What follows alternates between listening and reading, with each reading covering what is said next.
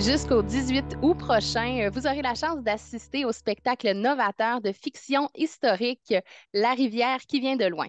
Ça se passe au Parc national de la Jacques-Cartier, au kilomètre 3, et j'en dis pas plus parce que je vais laisser l'auteur et metteur en scène de l'œuvre, Ariel Degary, nous parler de son projet. Ariel, à l'heure où on se parle, on est la veille de la première de La rivière qui vient de loin. Comment tu te sens? Je me sens vraiment très fébrile. Ça fait des années que je travaille sur ce projet-là, en fait.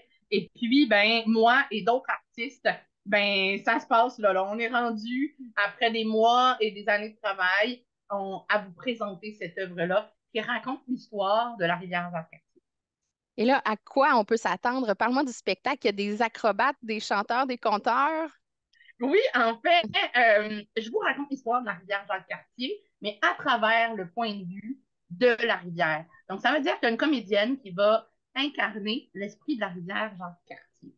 Et à travers ça, le champ des possibles ouvre. Ça veut dire qu'on va passer à travers l'histoire de l'occupation autochtone, que je positionne dans mon récit en 1682. Et là, ben, on a un Innu qui va être là aussi sur scène, qui va parler en Innu et on va suivre son récit à lui à travers les yeux de la rivière.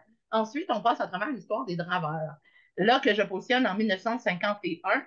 Et pour la rivière, elle voit les draveurs comme des surhommes, comme des acrobates. Alors à ce moment-là, je me permets d'éclater justement dans le genre et il va y avoir des prouesses d'hommes avec des pitounes de bois. Alors, j'ai eu aussi une partenaire de création pour cet aspect acrobatique-là, une femme qui est merveilleuse et qui est acrobate depuis des années. Et on va passer aussi à travers l'histoire de la bataille de la Jacques-Cartier, qui a eu lieu en 1972-1973. C'est un petit groupe de citoyens qui s'est battu contre Hydro-Québec pour empêcher Hydro de faire des barrages sur la rivière.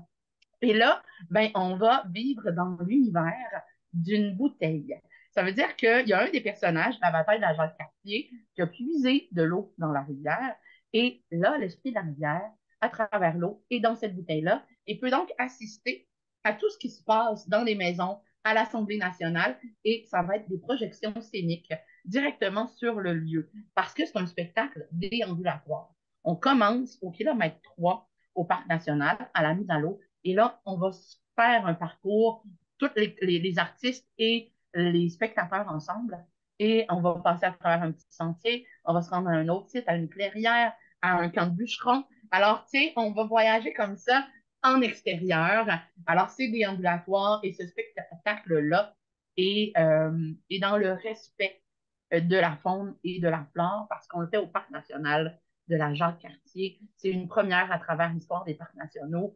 C'est le spectacle qu'on présente qui va finalement être le premier à travers l'histoire du Québec, là, finalement. Et là, il y a deux versions du spectacle. Il y a une version, comme tu viens de le dire, qui est déambulatoire, mais il y a aussi une version qui va être présentée à l'intérieur. Est-ce que c'est à heure fixe ou selon la météo? Comment ça se passe de ce côté-là?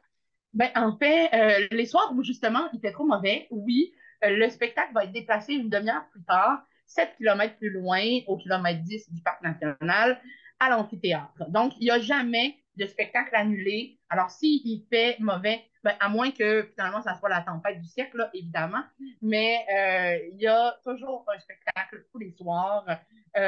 En juillet, c'est à 20h30 et en août, c'est à 20h du mercredi au dimanche. Mais il y a aussi des spectacles intérieurs volontaires dans les fins de semaine à 15 heures en après-midi. Donc, à l'amphithéâtre. Si vous ne voulez pas faire la déambulation, si vous voulez être tranquille, ne pas avoir à vous déplacer, il y a l'amphithéâtre là, les fins de semaine de façon officielle. Ouais. Et là, si on veut voir ou plutôt écouter la rivière qui vient de loin, à quel endroit est-ce qu'on peut se procurer les billets?